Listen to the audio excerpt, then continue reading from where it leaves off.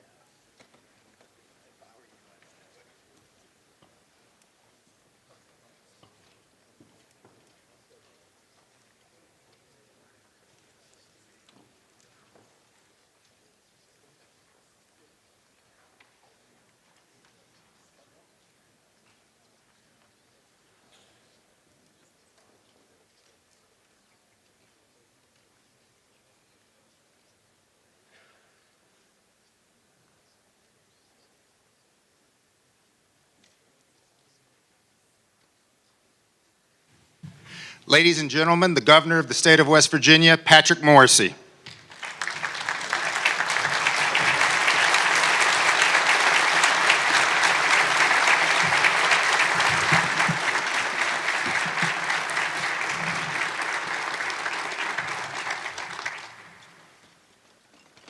Nick, you've outdone yourself. What a crowd this morning. This is wonderful. You know, I want to start out, unfortunately, on a somber note. At 7:37 a.m. this morning, unfortunately, we identified the body of Stephen Lipscomb, who was at the mine in Nicholas County. And I want to take a moment in silence because I know that all West Virginians are praying for the family and for all the colleagues. People worked tirelessly to try to find him. About 6+ in the morning, they were able to start to get through the high water. And 7:37, unfortunately, that's when this information came up. So I want to start, it's unfortunately very somber, but let's all take a moment of silence to remember our brother, our fellow West Virginian, and someone who did so much for his company and his community.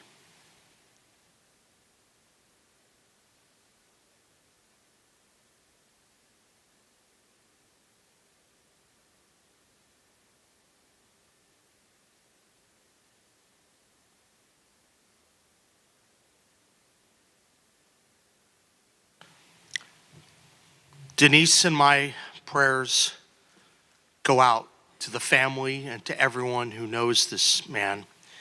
And I want to thank everyone for all of the work they did this past week when all West Virginians came together. I'd also have another announcement before we get to the Energy Summit. It's chock full of announcements today. This is a more positive one. Last night, President Trump signed the government reopening bill back into law. This is significant because as of today or first thing tomorrow, all of the SNAP recipients will have full November benefits on their card, period. So that means that what we've been doing over the last number of weeks, where we've put $13 million out to the food banks, we've activated the Guard, we've been involved helping every West Virginian in need of it to make sure no one goes hungry. We had a system where no one goes hungry. That matters in West Virginia. And I want to thank everyone involved for the successful effort over the last 13 days. Because once again, West Virginians came together. So many people stepped up. They volunteered. They donated. And West Virginians didn't go hungry. Our system worked. Now, those recipients get full monthly benefits beginning today. So that's unprecedented. That usually doesn't happen. And so we're still going to look forward to working with the food banks and everyone. But I think that's some good news. And when we know the exact minute that the benefits come online, we'll let you know. But I was on the phone with our Human Services Secretary right before coming in, and he's on the phone with the contractors, and they're working hard this morning to make sure that the resources are lined up in the bank so we can load up the card. So I'm going to say conservatively, today or tomorrow at the latest, the SNAP benefits will flow.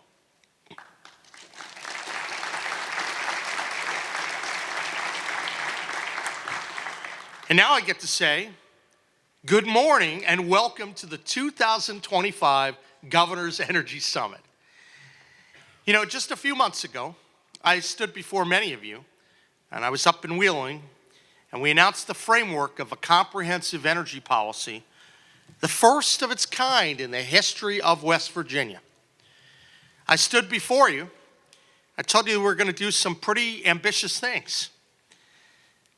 I set forth a pretty aggressive 50 by 50 generation plan with the goal of increasing our current baseload generation from 15.9 gigawatts to 50 gigawatts by the year 2050. That would more than triple our current capacity. Now, I know some of the reactions there were, wow, there's no way they can do that. This is crazy.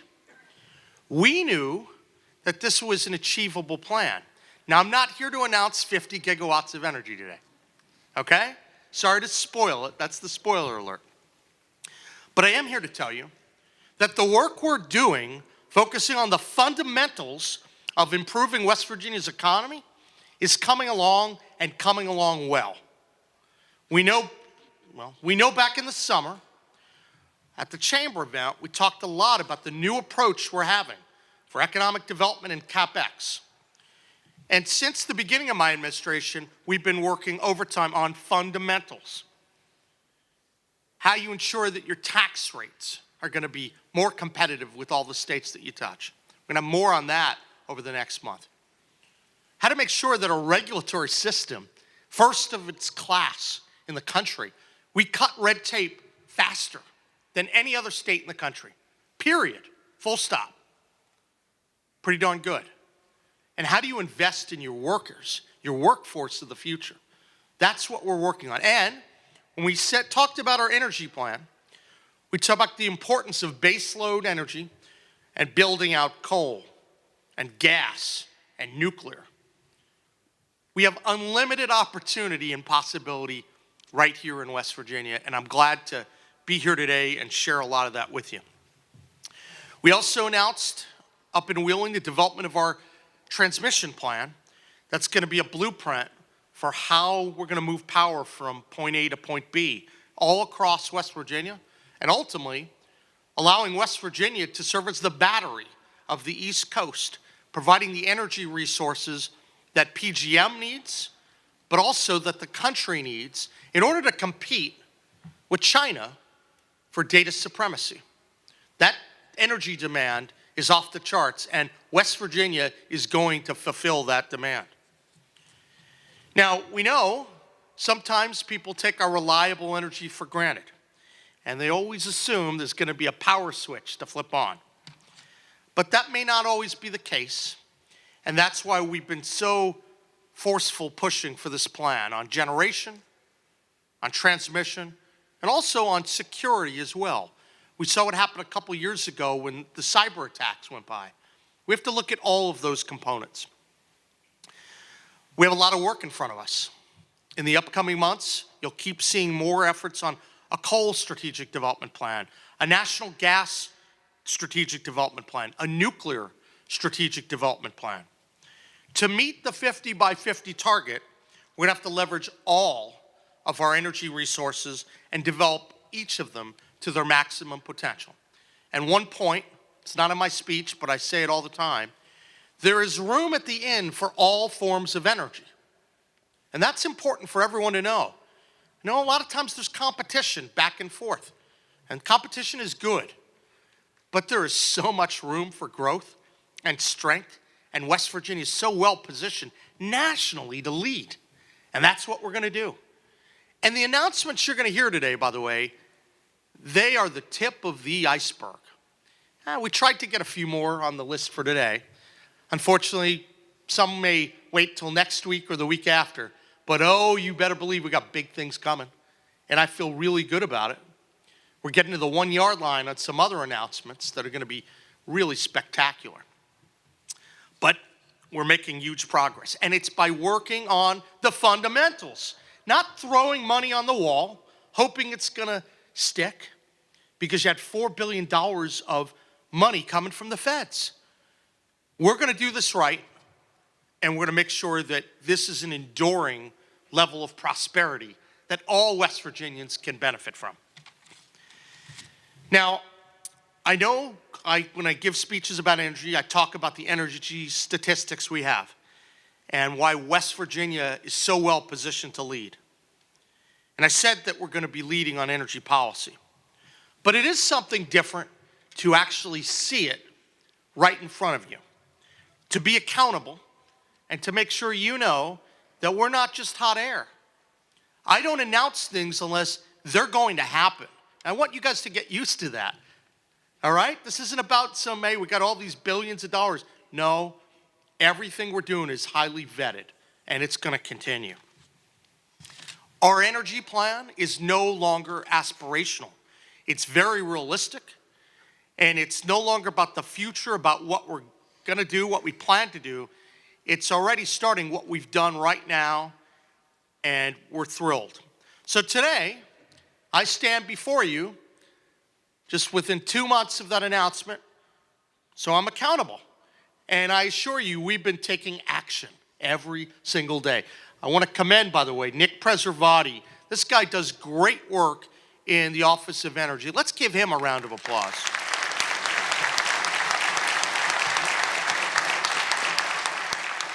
I recognize we have a number of our cabinet officials. We've got Matt. We've got Charlotte Lane, the head of the PSA. Let's give Charlotte a hand.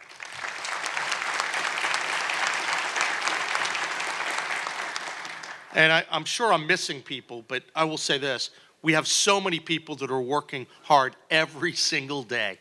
And this is really thrilling. So without further ado, what I'd like to do is just walk through a number of the announcements that we have. But as I do it, you're going to start to see something, and I want people to remember this. The goals that we have aren't just for the quick fix of the press release, right? They're for enduring economic strength. And that you're going to see that theme captured within. All right, let's start with the first announcement. Where is it? Who's our master? The first couple you're going to see. You've seen these before, but you're going to build on a theme. Huh? Yeah. I just want to go through. We've announced 2 of these, but I want to emphasize them. First one I want to talk about is diversified. We announced that last month. And this plan involved a $70 million investment and contemplates, actually it's many thousands of wells over a period of time. You have the first round going up to 2046, and then it dramatically expands. But this is really good. What excited me about this announcement is that I get to look at the kids all across West Virginia, and I get to tell them they're going to be really good, high-paying jobs available for them. And we're doing something good. This is where the environment and economic development come together. We have a chance to be able to say we're going to plug all these wells, and these jobs are going to be sustainable because it's a 20-year plan. So we can look at folks and say, you're going to make approximately $75,000 or more a year. There'll be 50 to 100 jobs, and that's just the beginning. My goal is to replicate that for all companies similarly situated. That'll end up being worth hundreds of jobs.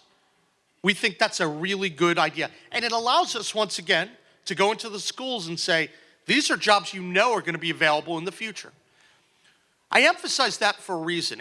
Everything here can't be about the quick fix. Throw money at it. Hope that it gets you a good press release. It's got to be about the fundamentals. That's what we're working on. That allows us to go to the schools. That allows us to go and talk to our kids.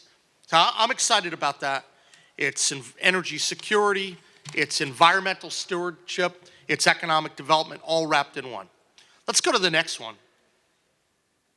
You saw this one last week, and we're going to get to some other fun ones, but we've been working with First Energy for a long time, and I'm really excited about this announcement because this represents a major step forward in terms of our energy development capacity, and I'm thrilled about it. $2.5 billion, and I'm told that's just scratching the surface, right? A lot of construction jobs. Those are really big. We're going to have more construction jobs going into the 2030s. These are really good paying jobs. And I want to add something. We have no state funds here. I don't know if we had on the other, no state funds on the other. You're going to see a theme here. It's important. We're working on the fundamentals, and people are doing this because they see West Virginia's economic renaissance, and they know it's a good place to invest. They see the regulatory climate getting better and better and better. I want to thank First Energy for its leadership and what it's doing, and this is incredible, and this is going to help drive 50 by 50. Let's go to the next one. Okay. I don't think, no, go to the next one. Can you go back? I'm sorry. Yeah, go to the, no, that's off. I'm sorry, there's an error in the slides. Go to the next one. All right. One of the things we're doing, I'm sorry, I may have messed up on the slides, but I can do it in my head. So let me walk you through what we're doing. I went through the first two. Now I'm going to go to something else. Because we want all forms of energy to be successful, we're working closely with the gas industry. We're working very closely with the coal industry.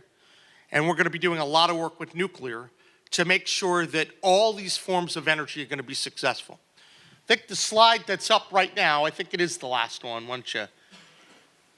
I'm sorry. What the slide should say, if it does, is 1.44 million of investments that we're hopeful will happen. What we're doing is we're working with the Trump administration to extend the reasonable, useful life of coal plants out. And we've submitted applications, and we're working closely with them, with our partners, with AEP, with First Energy, Dominion, and others, to make sure that the changes we need to see with the turbines, with the steam pipes, with many other parts of the plants, that we pour those investments in, and we're going to make huge progress. We can go to a place where some of these plants that were expected to have their reasonable useful life finish at 2035 can be extended out to 2050. That's a pretty important thing. So we've now been interacting with the Trump administration on that, and this is big. So we're pushing for resources, and President Trump's already announced that he has a $625 million fund, and it's going to grow beyond that. We're thrilled about that, because if you want to get to 50 gigawatts, you have to be in a position to keep coal moving forward and keep that in place. We're going to do that, and I'm excited about that.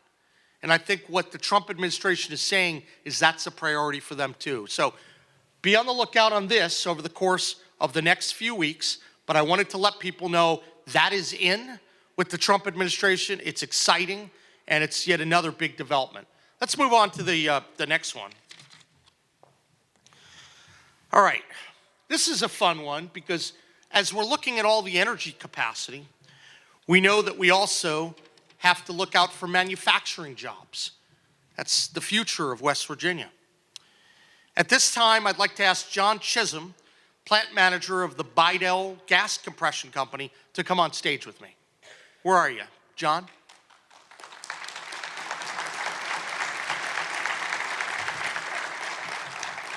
Now, established in 1988, Bidell Gas Compression is a recognized industry leader in gas compression solutions. Bidell is located in Weirton, West Virginia, and is committed to growing and investing in West Virginia. I'm pleased today to announce that Bidell is making a $7 million capital investment in West Virginia, 1 million of which is a performance-based loan from the state. This investment's going to create 80 new manufacturing jobs in the Northern Panhandle. John, I welcome you to say a few words about this wonderful news. All right, thank you. Good morning, everybody. Vidal has been proud to invest in West Virginia since 2016, and we're truly excited to take this next step by expanding our footprint with this new facility. This growth represents more than just an investment in infrastructure. It's an investment in the people and communities of West Virginia. On behalf of everyone at Vidal, I want to extend our sincere thank you to Governor Morrisey, the state of West Virginia, Brooke and Hancock County, the Business Development Office, and the town of Weirton for their incredible support they've shown Vidal, both today and over the last few years. It truly has been a partnership over the past 8 years, and we look forward to continuing to grow together for many years to come. Excuse me. We're especially proud of the local talent that has driven our success there, and this expansion will allow us to create even more good jobs and opportunities across the state. We're honored to be part of West Virginia's continued growth story, and we look forward to building an even stronger future together. Thank you. Thank you. Thank you. John, thank you very much. We're excited to keep working with you.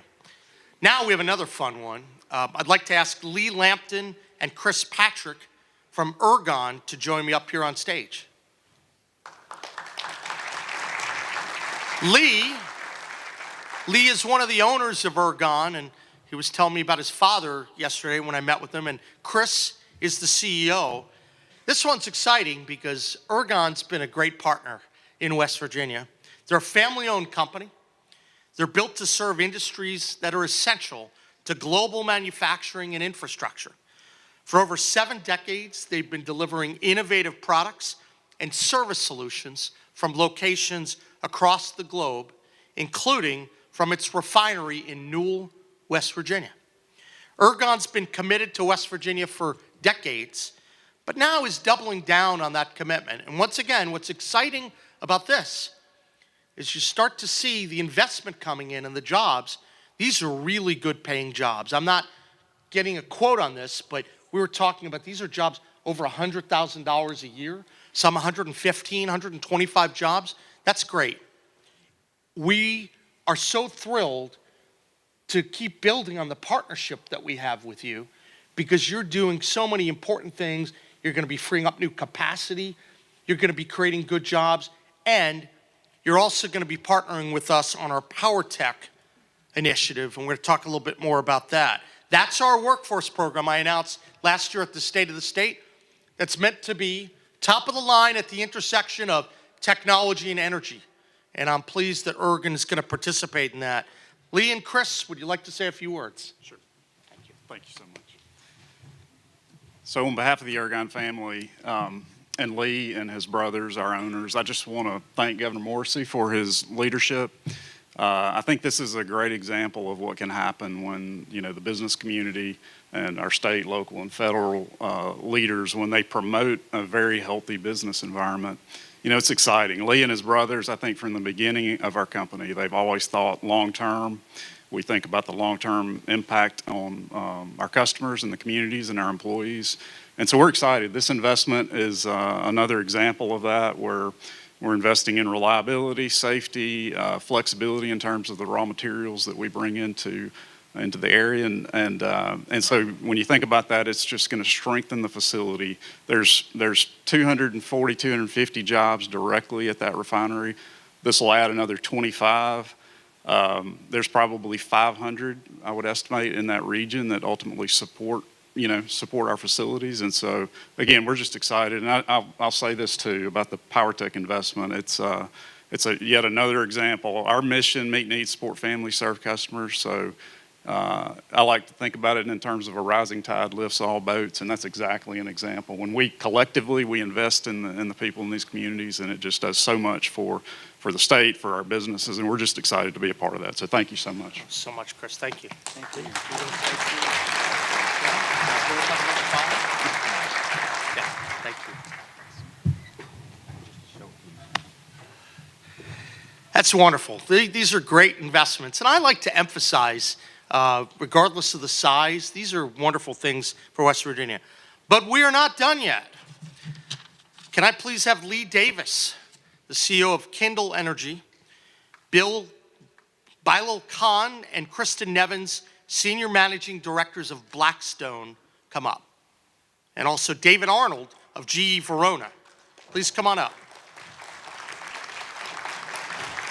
Kindle Energy currently manages and operates 9.4 gigawatts of generation located in 6 states, soon to be 7. Blackstone is the world's largest alternative asset manager with more than $1 trillion in assets under management. GE Vernova's technology, which includes 7,000 gas turbines, helps generate approximately 25% of the world's electricity. I want to note that I was proud to go up and visit Blackstone, spent a little bit of time with them in May, and we've been trying to make sure that all of these many initiatives are making progress. I'm pleased today to announce that these entities have partnered to bring an additional 625 megawatts of another gas-fired power plant to Harrison County, West Virginia. That's applause. It's good stuff. This is going to require another $1.2 billion investment in Harrison County, and it's going to start by creating over 800 construction jobs, permanent jobs as well. This is terrific. We are building capacity, as I promised. If we say it, we're going to do it. That is something to live by. I also want to mention, I'm fond of this, this project will require no new financial contribution from the state. Lee and Bilal, would you like to say a few words, please? Thank you. Thank you, Governor. Thank you, Governor Morrisey, for your leadership on this issue. I know that creating a welcoming environment for business that makes projects like this possible is a critical priority for your administration. We also want to thank GE Vernova, who's been an incredible partner in helping make this day a reality. My name is Bilal Khan, and I'm a partner at Blackstone, one of the world's largest investment firms. And thank you for coming to visit us in May. I told you we'd get it done. Thank you. We're thrilled to announce this $1.2 billion investment in West Virginia to build the state's first ever natural gas power generation facility. This investment is expected to create over 800 local construction jobs and also ignite additional local economic development. Energy powers our economy in West Virginia and throughout the country. And it's critical that we meet the growing demand for electricity required to drive growth and innovation. It's vital for economic competitiveness, and Blackstone is proud to be part of rising to meet that challenge right here in West Virginia and beyond. And with that, I'll hand it over to my friend Lee Davis. Thank you. Hi, good morning, everybody. Thank you, Bilal. Thank you, Governor. My name is Lee Davis. I'm CEO of Kindle Energy, and our role in this project was to partner with GE. So, David Arnold, congratulations to you.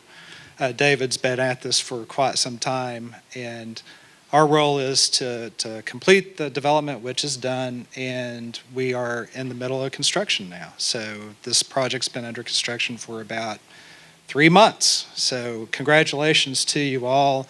We're so excited, and I'm completely grateful to the state of West Virginia for hosting us here and having an environment where this project can be successful. So thank you, Governor. It's been a pleasure, and looking forward to seeing the groundbreaking and the ribbon cutting on this thing in a few years after construction is over. Thank you. Thank you.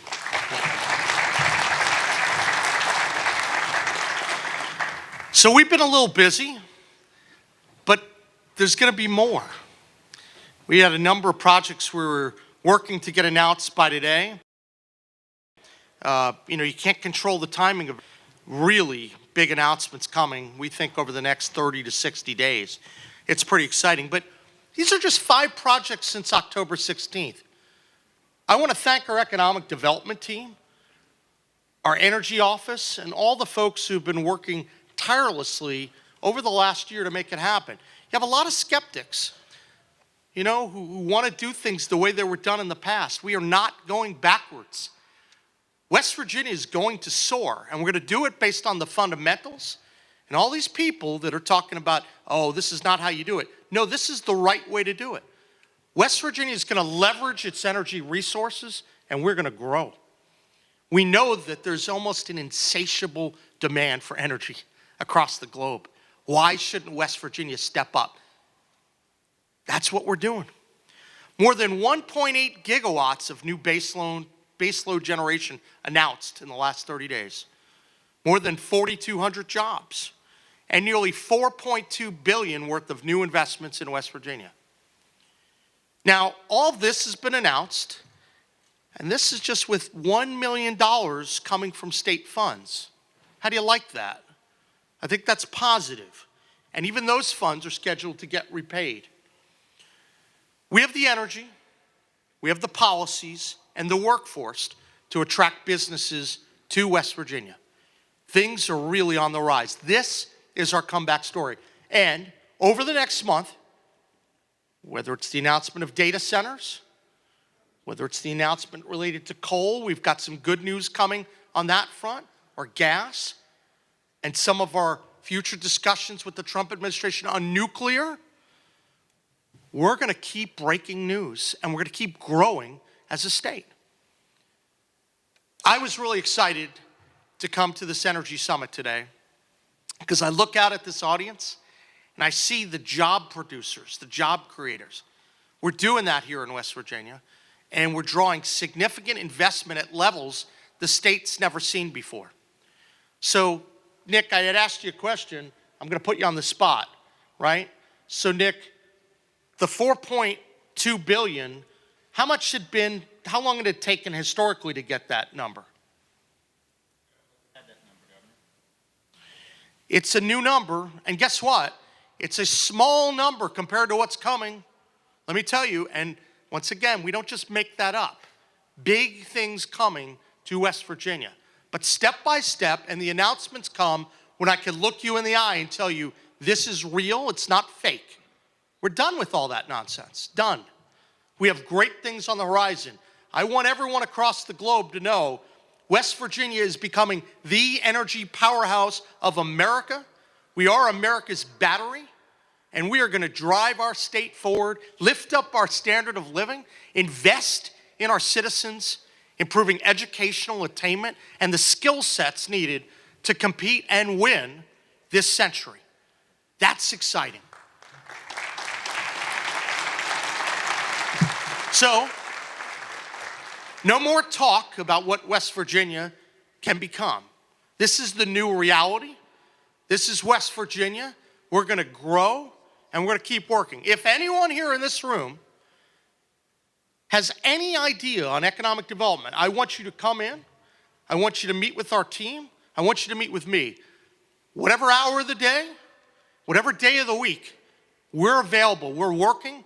We win by hustling and outworking people and having really talented team of people that are going to be more responsive, faster than anyone else.